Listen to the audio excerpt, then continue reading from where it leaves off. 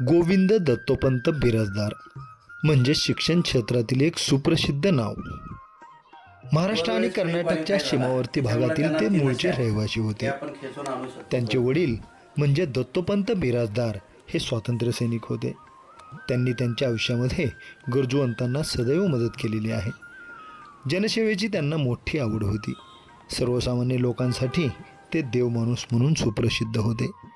त्यांच्या मातोश्री देखील शिक्षणाच्या बाबतीमध्ये कमालीच्या जागरूक होत्या, म्हणून त्यांनी मुलांना लक्ष देऊन शिकवले। यामुळेच हे गोविंदराव त्यांच्या जीवनामध्ये यशस्वी झाले। शिक्षण पूर्ण करून ते कळंब येथे महाविद्यालयामध्ये प्राध्यापक म्हणून नोकरीस लागले। नंतर काही दिवसांनी मग ते शिराढोण येथील शरदचंद्र पवार महाविद्यालयामध्ये प्राचार्य देखील झाले। आईवडिलांच्या मार्गदर्शनामुळे आणि सुसंस्कारामुळे यशस्वी झालेले हे गोविंद दत्तोपंत बिराजदार सर यशस्वी सेवा करून सध्या प्राचार्य पदावरून सेवानिवृत्त झालेले आहेत। त्यांचे अनेक विद्यार्थी वेगवेगळ्या क्षेत्रामध्ये यशस्वी झालेले आहेत। म्हणून अशा या यशवंत, कीर्तिवंत आणि गुणवंत व्यक्तिमत्वाच्या आजवरच्या यशस्वी जीवन प्रवासावर प्रकाश टाकण्याकरिता त्यांच्याशी साधलेला हा विशेष संवाद पहा न्यूज वन महाराष्ट्र वाहिनीवर।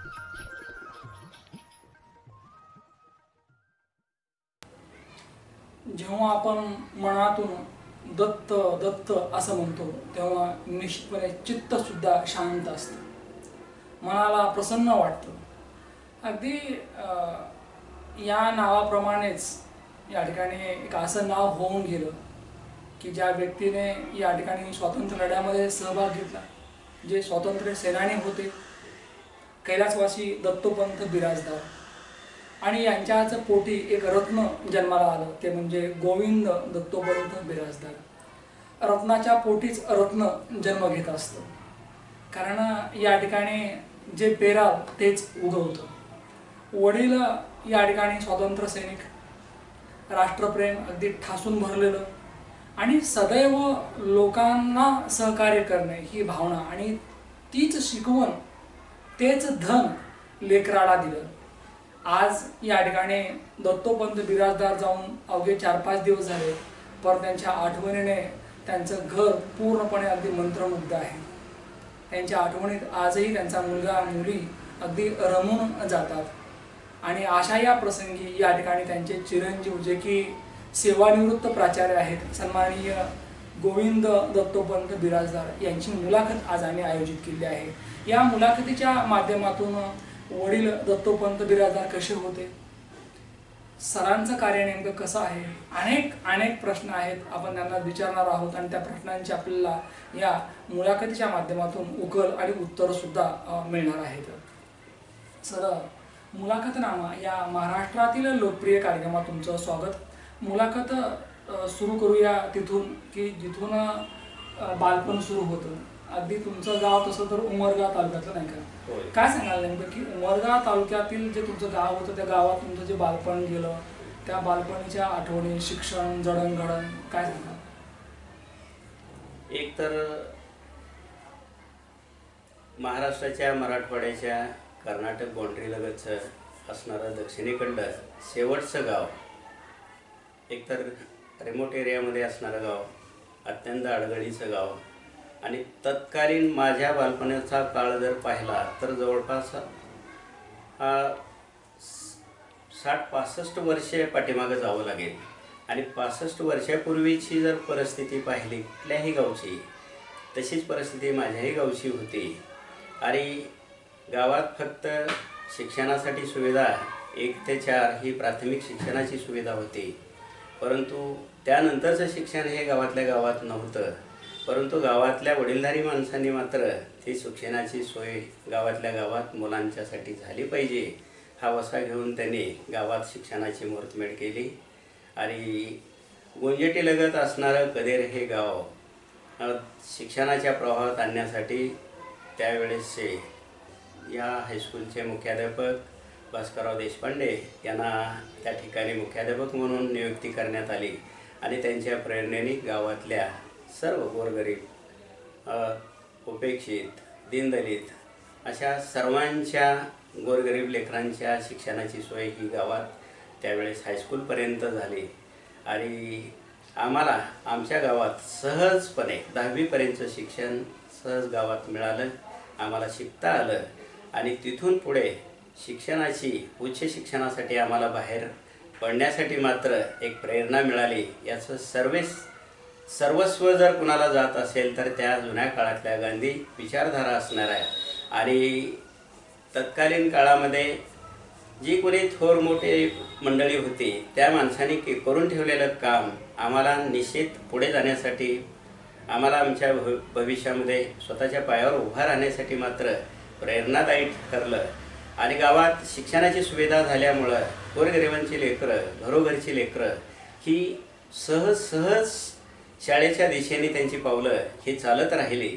आणि तुम्हाला सांगायला मला आनंद वाटेल की माझ्या गावची लोकसंख्या आता या घडीला 10 ते 11 हजार असताना देखील घरोघरी 2 ते 3 नोकरदार वेगवेगळ्या पदावर काम करत असताना दिसून येतात. याचं श्रेय जर कुणाला जात असेल ते पूर्णतः त्या काळातल्या वडीलधाऱ्या त्या लोकांनी शिक्षणाची सुविधा गावातल्या गावात लेकरांच्यासाठी शिक्षणात येणाऱ्या त्या सर्व विद्यार्थ्यांसाठी करून ठेवली.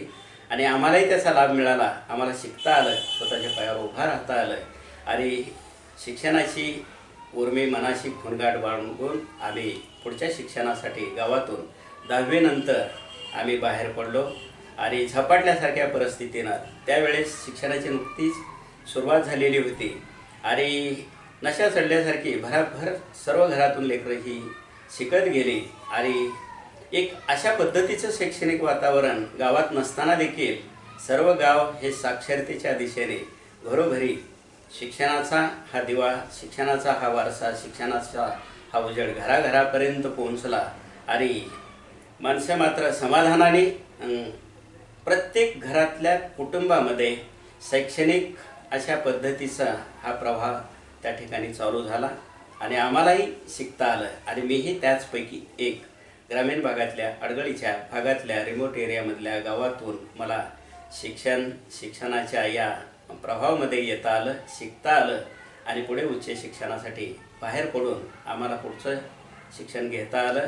सर, निश्चितपणे जेव्हा गावामध्ये चांगली माणसं असतात, जे लोक या ठिकाणी ज्ञान मंदिराकडे लक्ष देतात आणि मग ज्ञान मंदिर उभारतात आणि त्याच्या माध्यमातून अनेक लेकरं घडतात. तुम्ही सांगितलं की अनेक लेकरं शिकली आणि प्रत्येक घरातनं अगदी 1-1, 2-2 नोकरदार आहेत, याचं क्रेडिट त्या शाळेला जातं. खरं तर विचारावं असं वाटतं की तुमचे वडील एक स्वातंत्र्य सैनिक, एक सच्चा देशभक्त.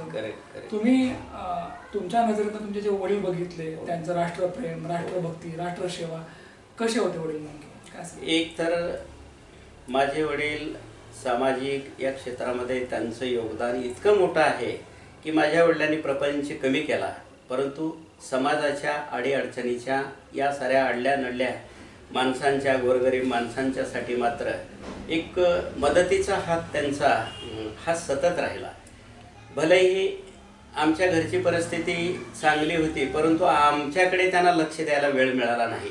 परंतु गाव हे कुटुंब समजून गावासाठी त्यांनी गावकुशाच्या बाहेर असणारी त्यावेळेसची सामाजिक जी परिस्थिती होती त्यांना मात्र मदतीचा हात इतक्या मोठ्या प्रमाणात दिला की माझे वडील गेल्याची बातमी आज जाऊन 5वा दिवस झाला, परंतु मराठवाड्याच्या, महाराष्ट्राच्या, पश्चिम महाराष्ट्रातून माझ्या वडिलांना ज्याने पाहिलं आणि बाहेर नोकरीच्या निमित्ताने ते गावात आता सेवानिवृत्तीनंतर आलेले नाहीत, परंतु तिथून हा मेसेज गेला आणि त्यांनी मात्र वडिलांच्या ज्या आठवणी सांगितल्या त्या त्यांच्या मुखातून ऐकत असताना मात्र अंगावर काटा उभा राहिल्याशिवाय राहत नाही. म्हणजे अशा पद्धतीची लोकांना एक मदतीचा हात, लोकांची तत्कालीन काळामध्ये उपासमार होत होती, चुली पेटत नव्हत्या आणि लोक उपासमारीनं मरण्याचा तत्कालीन 60 वर्षापूर्वीचा तो काळ होता. परंतु आमच्या वडिलांनी गावकुसाबाहेरच्या मुस्लिम समाजातल्या या गोरगरीब लोकांना मोठ्या प्रमाणात मदतीचा हात दिला. आणि खऱ्या अर्थाने त्यांच्या नजरेत ज्यांना मदत माझ्या वडिलांकडून मिळाली, लोक ईश्वराच्या शोधात आहेत परंतु ईश्वर कोणाला भेटत नाही, परंतु माझ्या वडिलांच्या या मदतीमुळं लोक त्यांच्या ईश्वरतुल्य या मनामध्ये रुतून बसलेले दिसून येतात. आणि माझे वडील एक पैलवानगी खाक्यातले असे बलदंड शरीराचे एक तरुण तडफदार तशा पद्धतीनं त्या काळात स्वातंत्र्याच्या आंदोलनामध्ये आणि समांतर आमच्या त्या भागामध्ये आर्य समाजांचा खूप मोठा अशा पद्धतीचा प्रभाव होता. आर्य समाजांचा खूप प्रभाव त्यांच्यावरती होता. तत्कालीन 60 वर्षापूर्वी ग्रामीण भागातली जी रूढी परंपरा चालीरीती जी होती ते अंतर ठेवून अशा पद्धतीनं माणसाच्या जवळ माणूस शिवाशिवी हा प्रकार तत्कालीन काळात प्रभावी होता. अशा काळामध्ये मात्र माझे वडील सर्व समाजातल्या गावकुसाबाहेरच्या मुस्लिम समाजातल्या आणि बाकी इतर कम्युनिटीच्या असं पंक्तीला घेऊन घरामध्ये त्यांना अन्नदान करत असताना मी वडिलांना अनेक वेळेस जवळून पाहिलेला आहे. म्हणजे आर्य समाजाच्या विचाराचा प्रभाव म्हणजे जातीविहीन वर्गव्यवस्था जी हा जे ब्रीद आहे ते माझ्या वडिलांनी खऱ्या अर्थाने ते सांभाळलेलं आहे. महान विचारांचे तुमचे वडील ज्यांनी सतत या ठिकाणी माणसं जवळ केली, माणसावर प्रेम केलं, माणसांना मदत केली आणि म्हणून ते गेल्यानंतर अगदी महाराष्ट्राच्या कानाकोपऱ्यातून त्यांना ओळखणारा मानणारा जो वर्ग आहे त्यांनी तुम्हाला फोन केला, अनेक आठवणी सांगितल्या. न्यूज वन महाराष्ट्र चॅनलच्या वतीने तुमचे वडील कैलासवासी दत्तोपंत बिराजदार यांना आम्ही आज या ठिकाणी अगदी अभिवादन करतो सर आणि त्यांच्या आत्म्यास अगदी शांती लाभो. सर, जसं तुम्ही वडिलांबद्दल बोललात तसंच तुमच्या आई हे सुद्धा अगदी महान व्यक्तिमत्व ज्यांनी तुम्हाला घडवलं, चांगले संस्कार दिले. तर आईच्या आठवणीमध्ये रमताना काय सांगाल? माझी आई तशी पाहिली तर ती निरक्षर पण साक्षरांना देखील लाजवेल अशा पद्धतीची तिची विचारांची ठेवण होती. कारण त्या पिढ्यांना शिक्षण हे मिळालेलं नव्हतं, परंतु शिक्षणाबाबतची त्यांना त्यांच्या मनामध्ये जी ओढ होती की माझी लेकरं शिकली पाहिजे, माझी लेकरं घडली पाहिजे आणि शिक्षणाची ताकद त्यांना कुठून कशी कळाली काही माहीत नाही. परंतु निरक्षर या माझ्या आईंना साक्षरतेचे जे हे संदर्भ ते कुठून कशा पद्धतीने ते प्रेरित झाले माहीत नाही, परंतु माझ्या लेकरांनी शिकलं पाहिजे म्हणून आम्ही अधूनमधून शाळा चुकवायचं. प्राथमिक शिक्षणात असताना अरे आमच्या गावच्या जवळ माझं आजोळ होतं आणि त्या आजोळी असणाऱ्या त्या मुरळी नावच्या गावाच्या आणि दिवसभर आम्ही ओढ्याला शाळा चुकवून ओढ्याला पोहायला जायचं. परंतु आम्ही जात नाही हे जेव्हा आईला माहीत व्हायचं त्यावेळेस मात्र कदर ते मुरळी आजोळ ते माझं मूळ गाव याच्यामध्ये 2.5 किलोमीटरचं अंतर. आईंना मेसेज जायचा की तुझा मुलगा शाळेत जात नाही आणि मामांच्या गावी आजोळी आम्ही राहायचं आणि शाळा चुकवते म्हटल्यानंतर आई तिथून तडक यायची आणि मग शोध घेत असताना मात्र आईने दिलेला मार आम्हाला त्यावेळेस विसरता येणार नाही. आणि ओढ्यामध्ये पोहत असताना मात्र अंगावर फक्त एक चड्डी असायची, बाकी आम्ही उघडे असायचं. पाठीवर दिलेला मार मात्र आणखीही पाठीवर उमटलेले ओळ आणखी हे आम्हाला ते जाणीवा देऊन जातात. आणि त्यानंतर मात्र आम्ही खाल्लेला मार शाळेपासून दुरावत जात असताना देखील आईने दिलेल्या मारामुळं आम्ही शाळेशी जोडलो गेलो आणि शाळेपासून पुन्हा दूर जाण्याचा कधी प्रयत्न केला नाही. निरक्षर होत्या परंतु आपली लेकरं साक्षर व्हावीत, शिकावीत, मोठी व्हावीत ही आईची तळमळ. आणि मग ज्या ज्या वेळेला चुकायचं त्या वेळेला आई कान धरायची. मला असं वाटतं की तो अधिकार फक्त आईचाच आहे, बाकी कोणाचा नाही. आईने काने धरलं, आईने मारलं सुद्धा आणि आईने माया सुद्धा केली. आज अनेक आठवणी आहेत आईच्या, वडिलांच्या आठवणी आहेत. मला असं वाटतं की इथून पुढे जे आयुष्य आहे ते अगदी एकटं आयुष्य असेल, कारण आई वडील जेव्हा असतात तेव्हा घर भरलेलं असतं. सर, मला एक विचारावं वाटतं की जसं आईबद्दल बोललात, वडिलाबद्दल बोललात, शाळेबद्दल बोललात, हे सगळं करत असताना की आपण मोठं व्हावं, पुढं जावं, ही संकल्पना, ही भावना, हा विचार केव्हा रुजला की कधी वाटलं असं की आपण काहीतरी करू शकतो किंवा केलं पाहिजे? सर, अतिशय सुंदर असा प्रश्न तुम्ही केलात. जेव्हा जेव्हा शाळेमध्ये कार्यक्रम व्हायचे, सार्वजनिक कार्यक्रम, झेंडावंदनाचा कार्यक्रम असेल किंवा प्रजासत्ताक दिनाचा कार्यक्रम असेल, या 2 कार्यक्रमाच्या निमित्ताने ध्वजारोहण होत असताना गावातील प्रतिष्ठित मंडळी यायची आणि ज्यांच्या हस्ते ध्वजारोहण व्हायचं त्यावेळेस मात्र मी त्या 7वीला असेल, ध्वजारोहण ज्यांच्या हस्ते चाललेलं होतं ते पाहत असताना आम्ही झेंड्याला सलामी देत होतो. त्यावेळेस मनात एक अशी सहज एक भावना अशी क्लिक होऊन गेली की आपणालाही झेंडावंदन करता आला पाहिजे, ही भावना त्यावेळेस रुजलेली होती. परंतु शिक्षण झालं, त्यावेळेस रुजलेली भावना त्याला जवळपास मी प्रोफेसर म्हणून इथं कळमला येऊन 33 वर्षांचा कार्यकाल पूर्ण होत होता. परंतु ते स्वप्न अधुरं राहिलेलं होतं. पण अधुऱ्या राहिलेल्या स्वप्नाला मात्र मला एक अशी काजवा चमकून गेल्यासारखी संधी मिळाली. आणि त्या संधीचं सोनं मात्र मला माझ्या राहून गेलेल्या ज्या अपूर्ण इच्छा होत्या त्या चौसरांनी मला अधिकाराने लहानपणी शाळेमध्ये असताना तुमचे मुख्याध्यापक साहेब हो हे झेंडा फडकवायचे पडकायचे. आणि मग लहानपणी लहानशा गोविंदाला वाटायचं की आपल्या सुद्धा हाताने असं झालं पाहिजे. आणि मग तो दिवस काही लवकर आला नाही, त्यासाठी 33 वर्ष वाट पाहावी लागली. वाट पाहिजे, परंतु सेवा संपतच आहे. असं म्हणतात की जर तुमच्या मनामध्ये जर इच्छा असेल चांगली तर ती चांगली इच्छा ईश्वर पूर्ण करतो. आणि तुम्हाला प्राचार्य सुद्धा होत आलं नाही का? आणि मग की तुम्हाला जे लहानपणी जे स्वप्न पाहिलं होतं ते स्वप्न अगदी सत्यामध्ये उतरलं. सर, आपण लहानपणी जे स्वप्न बघतो ते जेव्हा सत्यामध्ये उतरतात तेव्हा एक वेगळी मजा असते. निश्चित. सर, याच बरोबर मला असं विचारावं वाटतं की तुमचं जे महाविद्यालयीन शिक्षण आहे किंवा शिक्षणातला जो आनंद आहे तो सांगा सर. म्हणजे कशा प्रकारे हे शिक्षण झालं, म्हणजे तुमचे मित्र असतील, तुमचं त्या काळातलं वाचन असेल किंवा एकूणच आलेले अनुभव असतील. सर, जेव्हा हायस्कूलचं शिक्षण गावातलं संपवून जेव्हा आम्ही बाहेरच्या उच्च शिक्षणासाठी जेव्हा बाहेर पडावं लागलं त्यावेळेस मात्र शिक्षणातला हा जो प्रवास आहे तो साधक बाधक अशा पद्धतीनं, म्हणजे दोन्हीही अँगलमधून चांगल्या वाईट अशा या गोष्टीच्या नजरेमधून मला काही गोष्टी तुमच्यासमोर सांगत असताना मात्र की 11वी-12वी माझी उमरगा छत्रपती शिवाजी महाविद्यालयात झाली. मित्रपरिवार, महाविद्यालयात येणारे विद्यार्थ्यांची वर्दळ, हजारो विद्यार्थ्यांचं महाविद्यालय. आणि या महाविद्यालयात जेव्हा माझा प्रवेश झाला त्यावेळेस मात्र एक 11वीलाच असताना मात्र पुस्तकात वाचलेली माणसं जेव्हा प्रत्यक्षात गॅदरिंगच्या निमित्ताने 5 मोठे दिग्गज अशा पद्धतीचे साहित्यिक असं नजरेने जवळ आम्हाला पाहायला मिळाले. त्यामध्ये गदी माडगुळकर होते, मग व्यंकटेश माडगुळकर, दमा मिराजदार होते. तर ही दर्जेदार मंडळी आम्हाला पुस्तकातले धडे वाचत असताना मात्र जेव्हा त्यांना डायसवर त्या व्यासपीठावर पाहायला मिळालं त्यावेळेस मात्र माझ्या डोळ्यावर भरोसा बसत नव्हता की ही देव माणसं पुस्तकात वाचलेली आणि प्रत्यक्ष आता आपल्याला पाहायला मिळतात. म्हणजे स्वतःला चिमटा घेऊन असं म्हणजे पारखून पाहावं लागलं की खरंच ही माणसं की ही पुस्तकात बंदिस्त झालेली माणसं आपणाला नजरेसमोर पाहायला मिळतात. म्हणजे आम्हाला त्यावेळेस महाविद्यालयातलं पहिलं वर्ष 11वीचं हे कायमस्वरूपी स्मरणाचं झालं. आणि एक गोष्ट त्यावेळेस कळून चुकली की माणसं शिक्षणातून अभ्यासातून मोठी होतात, ही ऊर्जा तिथून आम्हाला 11वीच्या गॅदरिंगच्या त्यावेळेसच्या त्या प्रसंगातून मिळाली.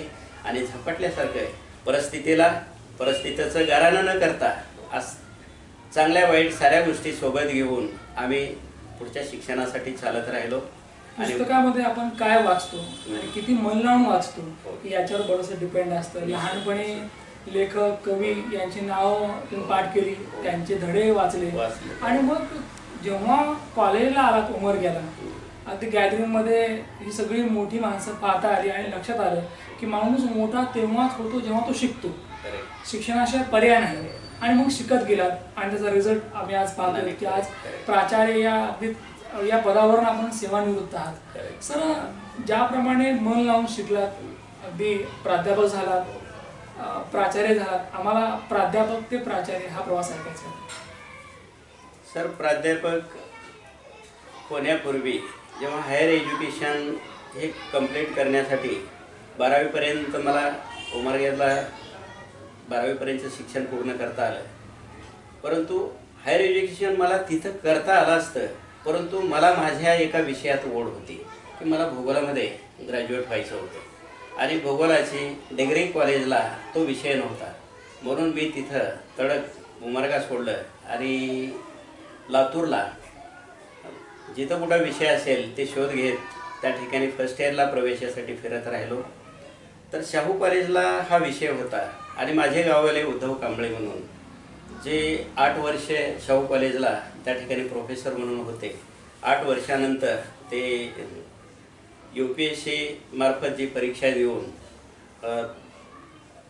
SP झाले आणि नुकतंच ते 8 वर्षापूर्वी राज्याचे पोलीस महासंचालक म्हणून जेलला ते त्यातून सेवानिवृत्त झाले.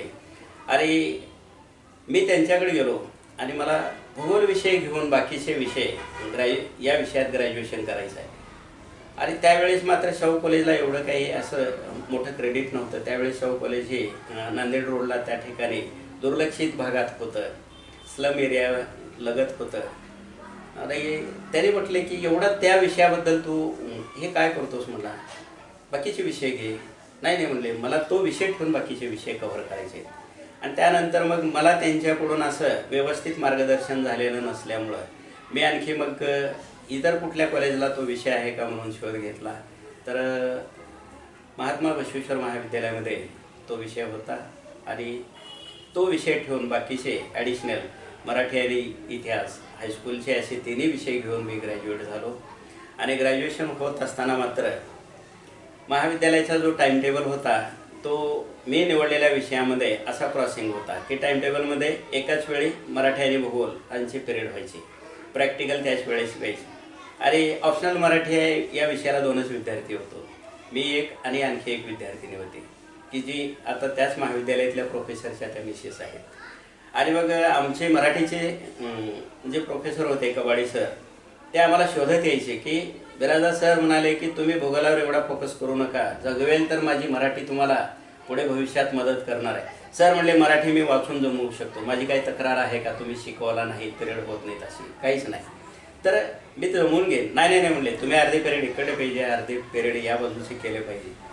मग कसं तरी करून मग ते विषय ते टाईमटेबल जुळला नाही, पण ग्रॅज्युएट मी माझ्या स्वतःच्या इच्छावरती ते पूर्ण केलं. आणि हे करत असताना मात्र मला अनेक त्या ठिकाणी विद्यार्थी चळवळीमध्ये काम करता आलं, सामाजिक संघटनेमध्ये काम करता आलं. आणि त्याचंही मला पुढे भविष्यामध्ये जेव्हा मी प्रोफेसर लाईनमध्ये शिक्षण संपवून जेव्हा पदार्पण करण्याचा योग आला त्यावेळेस त्या विद्यार्थी संघटनेची ही चळवळ आम्हाला महाविद्यालयीन स्तरावरतीच त्या ठिकाणी अनुभवायला मिळाली. आणि ती आयुष्यभर पुरून उरेल अशा पद्धतीने चळवळीत जेव्हा तुम्ही काम करता तेव्हा ती वळवळ कायम राहते. आणि ही वळवळ म्हणजे काय, तर जिवंतपणा असतो. नाही, करेक्ट. हा जिवंतपणा म्हणजे नेमकं काय, तर या ठिकाणी की तुम्हाला तुमच्या अवतीभोवती जे चाललं आहे याची जाणीव होणे. तुमचं निर्जीव असाल तर जाणीव होत नाही, सजीवांना जाणीव होते. मला असं वाटतं की तुम्हाला तुमच्या अवतीभोवती जे चाललंय याची सतत जाणीव होत राहील. म्हणजे विद्यार्थ्यांच्या समस्या, त्यांचे जे प्रॉब्लेम्स आहेत त्यांना कसं फेस झालं पाहिजे आणि ते काही सुटले पाहिजेत. नाही सर, प्राध्यापक म्हणून जो विषय आपण शिकवला किंवा इतर जे आपण सोशल ॲक्टिव्हिटीमध्ये भाग घेतला ते आम्हाला काय तर विद्यार्थी दशेपासूनच जेव्हा ग्रॅज्युएशन माझं लातूरला झालं त्यावेळेस हायर एज्युकेशनची सुविधा कुठेही नव्हती मराठवाड्यामध्ये. त्यावेळेस रामानंद तीर्थ विद्यापीठ देखील जन्माला आलेलं नव्हतं. ती सुविधा होती फक्त आपल्या मराठवाडा विद्यापीठच्या कार्यक्षेत्रामध्येच. परंतु विद्यापीठात हा विषय नव्हता. परंतु ॲफिलिएटेड महाविद्यालय मिलिंद महाविद्यालय डॉक्टर बाबासाहेब आंबेडकरांनी नागसेन वनभूमीमध्ये मिलिंद महाविद्यालय जे निर्माण केलं त्या मिलिंद महाविद्यालयामध्ये पोस्ट ग्रॅज्युएशनची भूगोलातली सोय होती. मग विद्यापीठात राहायला हॉस्टेलला आम्ही तिथं रजिस्ट्रेशन एका विषयाला केलं फक्त हॉस्टेल मिळावं म्हणून. परंतु मला पूर्ण करायचं होतं डिपार्टमेंट ज्या विषयातून, तिथं ॲडमिशन मात्र मिलिंद महाविद्यालयाला ठेवलं. तिथं साधारणतः या विषयाला येणारी जी विद्यार्थी होती ती साधारणतः विदर्भामधून येणाऱ्या विद्यार्थ्यांचा फ्लो होता आणि मागासवर्गीय विद्यार्थ्यांचा फ्लो त्या महाविद्यालयामध्ये या विषयाला खूप मोठ्या प्रमाणात होता. भूगोलाला. कारण बाबासाहेबांचं महाविद्यालय म्हटलं की सारी झपाटल्यासारखी शिक्षणासाठी त्या महाविद्यालयात प्रवेश मिळवण्यासाठी विद्यार्थ्यांची गर्दी असायची.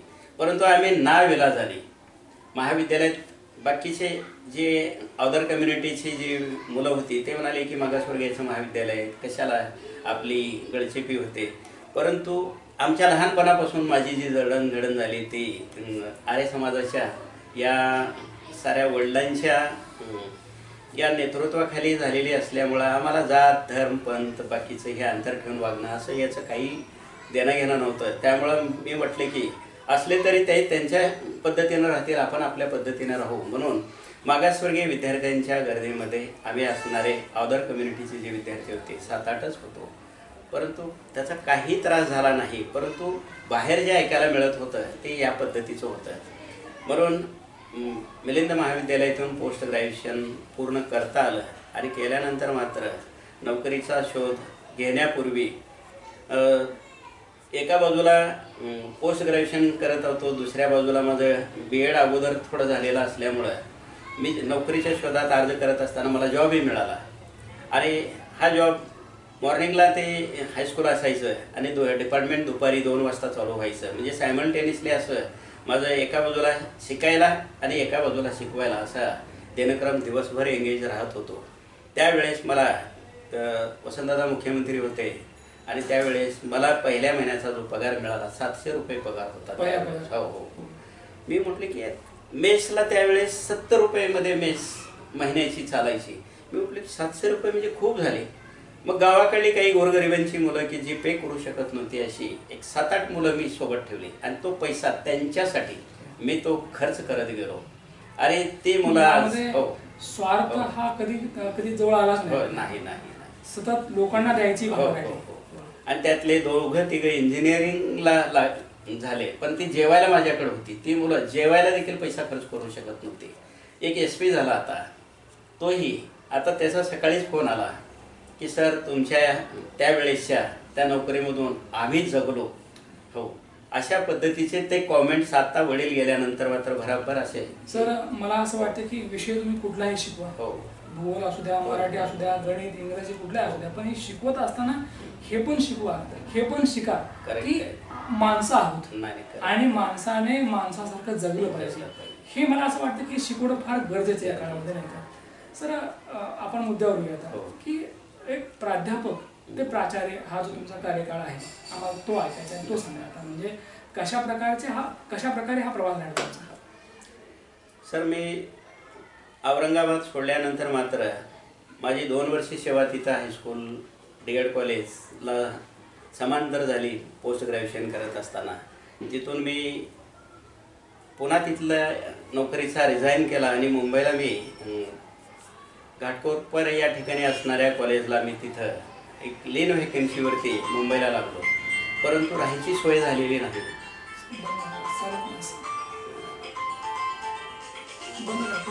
बरोबर मला डिस्टर्ब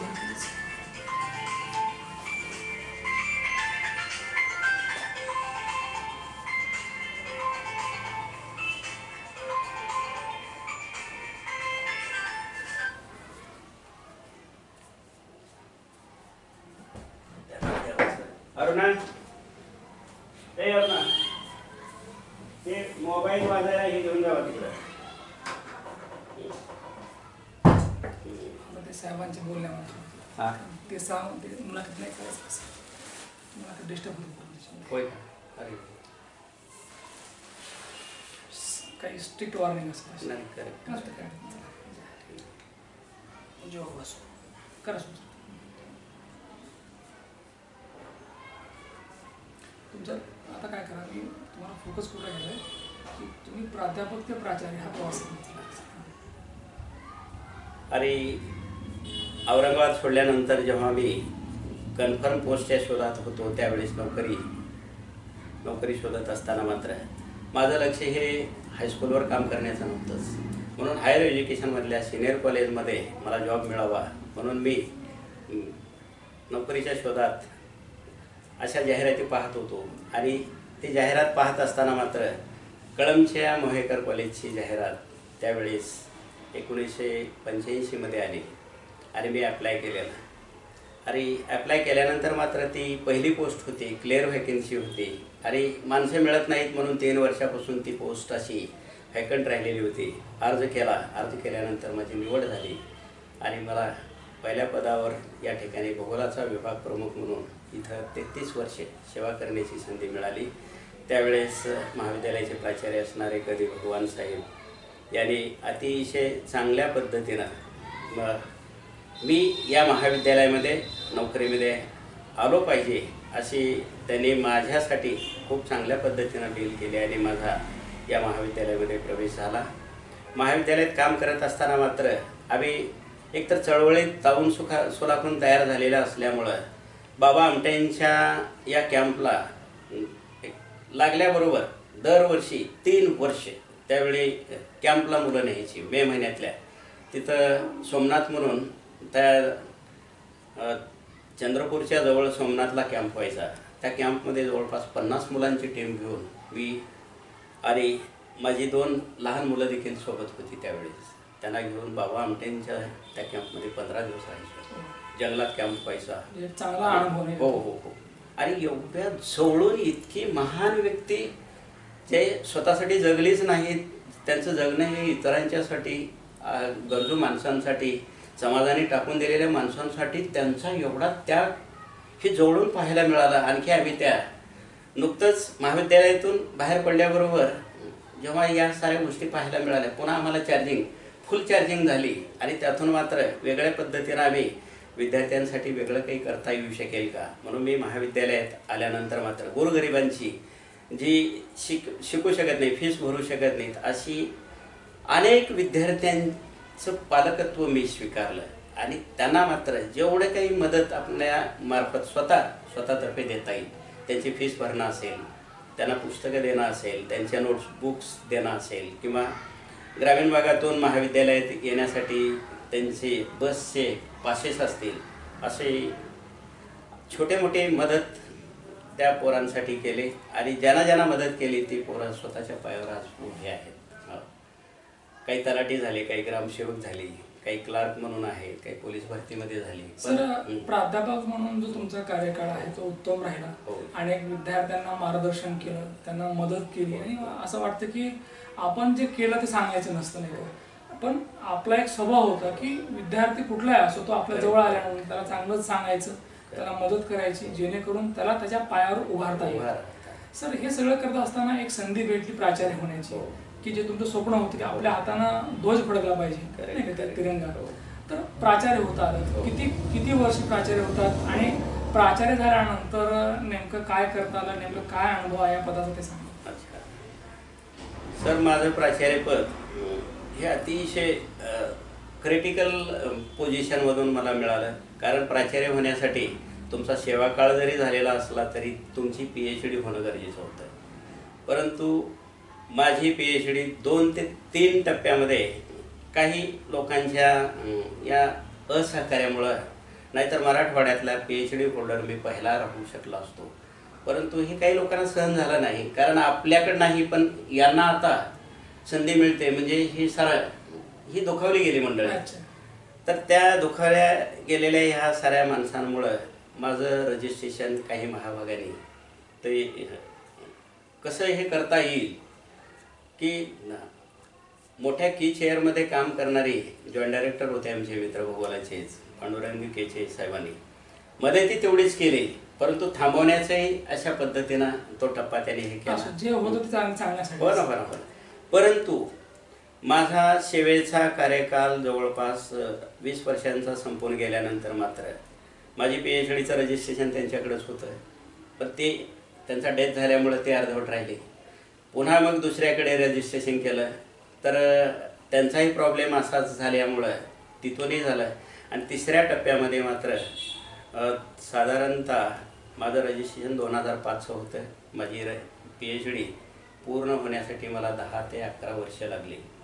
आणि ज्यांच्या हाताने मला PhD ही डिग्री मिळाली ते भारताचे माजी राष्ट्रपती APJ कलाम यांच्या हाताने मिळाली. आणि त्यांच्या हो, तुम्हाला जे मिळालं ते चांगल्या लोकांकडून भेटलं. नाही, निश्चित. माझ्या PhDचा व्हायवा होता 8 मार्च 2013 आणि नोटिफिकेशन त्याच दिवशी संध्याकाळी काढून तो प्रोग्राम हा 10 तारखेला होता, 10 मार्चला होता. राष्ट्रपतीच्या म्हणजे अब्दुल कलामांच्या हस्ते ते पदवीदान समारंभ होता. आणि मग माझा तर आता व्हायवा आज झाला आहे आणि मध्ये एकच दिवस आहे, ते 15 दिवसापासून सारा प्रोग्राम स्टॉप केलेला होता. ॲडिशनल करायचं नाही कोणालाही.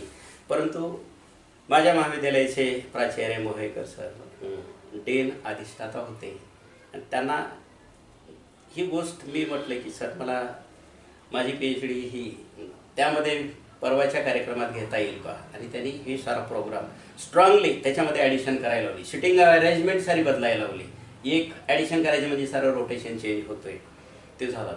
आणि त्या 10 मार्चच्या त्या प्रोग्राममध्ये मला APJ अब्दुल कलामच्या हस्ते ती डिग्री संपादित करता आली. आणि त्यांच्या हातात हात देऊन हस्तांदोलन करत असताना मात्र तुमच्या माहितीसाठी सांगतो की एवढी अनुभवी दीर्घ वयस्कर व्यक्ती त्यांच्या हाताचा स्पर्श अजूनही माझ्या या सॉफ्टवेअरला पडून आहे.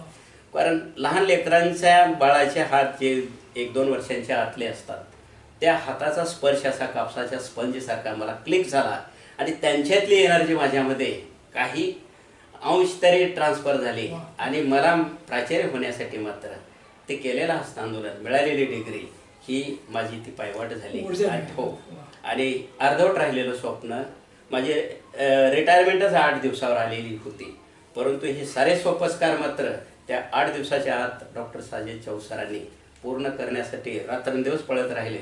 आणि त्यात 8 दिवसामध्ये मला हे सारे सोपस्कार पूर्ण करण्यामध्ये त्यांनी ती जबाबदारी केली. मी प्राध्यापक डॉक्टर साजिद चाऊसर यांचे आभार मानतो की ज्यांनी तुम्हाला संधी दिली, आपल्यासारख्या व्यक्तीला संधी दिली आणि त्यांच्या कॉलेजात तुम्हाला प्राचार्य होता आलं, उत्तम काम करता आलं. सर आता सेवानिवृत्त आहात, तर आज या ठिकाणी आता नेमकं काय प्लॅन आहे? कारण तुमच्या मनामध्ये जो सेवाभाव आहे तो म्हणजे सेवानिवृत्त आहात पण सेवाभाव संपलेला नाही, तर आता नेमकं काय करण्याचा प्लॅन आहे ते सांगा. आता एक तर मला वडिलांमुळे बाहेर पडता येत नव्हतं, कारण आजारी होते, बेडवर होते आणि हिंडणं फिरणं त्यांचं 4 वर्षापासून बंद पडलेलं होतं.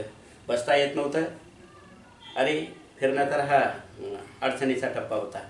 अशा गोष्टी असताना माझी इच्छा असताना देखील मला शहरात जाऊन मार्केटमध्ये जाऊन देखील यायचं म्हटल्यानंतर तेवढा वेळ देखील म्हणजे वडिलांजवळ अडकलेला होता, पूर्ण वेळ त्यांच्या सेवेत मला माणूस ठेवून देखील ते करता आलं असतं. परंतु ताई आणि आईमध्ये फरक असतो आणि ज्यांच्यामुळे या जगात आपणाला येता आलं त्यांच्या उत्तरार्धामध्ये त्यांच्या आधाराची काठी होऊन आपणाला काही देता येईल का, म्हणून हे स्वप्न उराशी बाळगलेलं होतं.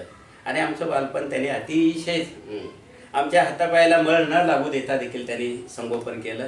आणि त्यांच्या उत्तरार्धामध्ये मात्र त्यांचा मोकळा श्वास या ब्रह्मांडामध्ये मुक्त होताना मात्र आम्ही गप्पा मारत असताना मित्र म्हणून असे वडिलांशी संवाद साधायचा की आम्ही दादा म्हणायचो वडिलांना की दादा तुमच्या आयुष्यात काही करायचं राहिलंय का, शिल्लक काही नाही म्हणले. मग बोलत असताना मी म्हणायचं की तुमचा शेवटचा श्वास इतका आनंदाने मुक्तपणे बाहेर पडला पाहिजे. आणि ते म्हणायचे तसंच होणार आहे.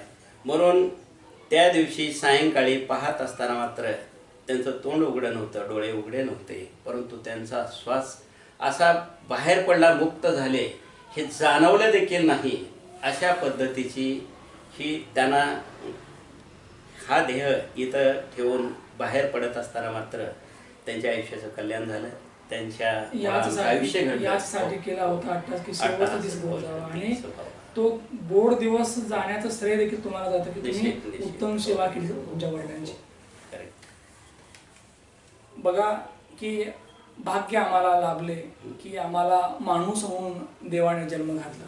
आणि मग जेव्हा आम्ही माणूस म्हणून जन्माला येतो तेव्हा फक्त आम्हाला घ्यायचं माहीत असतं, पण द्यायची वेळ आली की आम्ही मागे सरतो, आमचे हात बांधलेले असतात, आमचं तोंड गप्प होतं.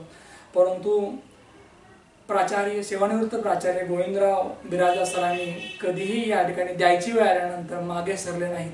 अगदी वडिलांची सेवा केली, अगदी त्यांचा पगार पाहता, त्यांचं पद पाहता एखादा माणूस किंवा एखादं कोणीही ठेवून मोलकरीण ठेवून वडिलांची सेवा करता आली असती, परंतु नाही, माझे वडील आहेत तर सेवा मीच करणार. आणि मग त्यांचा शेवटचा जो काही क्षण आहे त्या क्षणाचा साक्षीदार मीच होणार.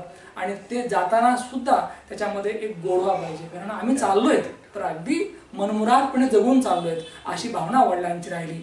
यानंतर सुद्धा या ठिकाणी वडिलांने घालून दिलेले जे संस्कार आहेत ते म्हणजे लोकांना देत राहा, लोकांची सेवा करत राहा. मला असं वाटतं की इथून पुढे जे आयुष्य असेल समाजासाठी, लोकांसाठी, रंजल्या गांधल्यांसाठी, ज्यांना गरज आहे तिथपर्यंत जाण्यासाठी असेल. निश्चितपणे या ठिकाणी या मुलाखतीच्या माध्यमातून सेवानिवृत्त प्राचार्य सन्माननीय वंदनीय गोविंदराव दत्तोपंत बिराजदार सर यांच्या जीवन कार्यावर आम्ही जो प्रकाश टाकलेला आहे तो निश्चितच प्रेक्षकांना आवडला असेल. परत भेटूया पुढच्या मुलाखतीमध्ये. तोपर्यंत पाहत राहा न्यूज वन महाराष्ट्र चॅनल. धन्यवाद. महाराष्ट्रातील लोकप्रिय मराठी वाहिनी न्यूज वन महाराष्ट्र. लाईक करा, शेअर करा, सबस्क्राईब करा. News one Maharashtra.